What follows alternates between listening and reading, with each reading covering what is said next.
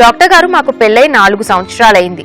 పెళ్లైన వెంటనే పిల్లలు వద్దని ఇంతవరకు కుటుంబ నియంత్రణ బిళ్ళలు వాడుతూ వచ్చాము.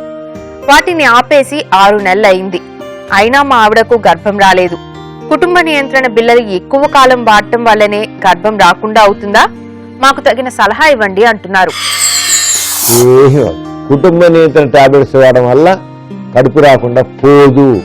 ఇంకా చెప్పాలంటే కుటుంబ నియంత్రణ టాబ్లెట్స్ ఎవరు వాడతారో ఆపేసిన 2-3 నెలల్లో గర్భం ఇట్టే వచ్చేస్తుంది. ఎందుకంటే హార్మోన్స్ అన్నీ కూడా చక్కగా ఛానలైజ్ అయి ఉంటాయి, అన్ని సిస్టమేటిక్గా ఉంటాయి. అందుకని కుటుంబ నియంత్రణ టాబ్లెట్స్ వాడిన వాళ్ళకి గర్భం తేలిగ్గా వస్తుంది. ఇక్కడ రావట్లేదంటే ఆయనలో వీరికణాలు తక్కువ ఉండొచ్చు, ఏ డిఫెక్ట్ ఉంటుంది, లేదా వీరికణాలు ఉన్నా కదలికలేకపోవచ్చు, లేదా అసలు లేకుండానే ఉండి ఉండొచ్చు, మొదటి నుంచి ఉండి ఉండొచ్చు.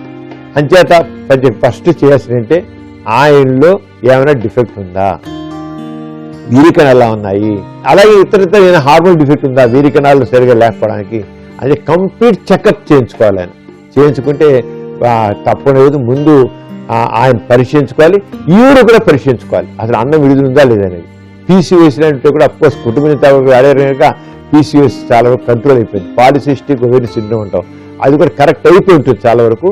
అయినప్పటికీ ఆవిడ కూడా అన్ని టెస్టులు చేయించుకుంటే తప్పకుండా కడుపు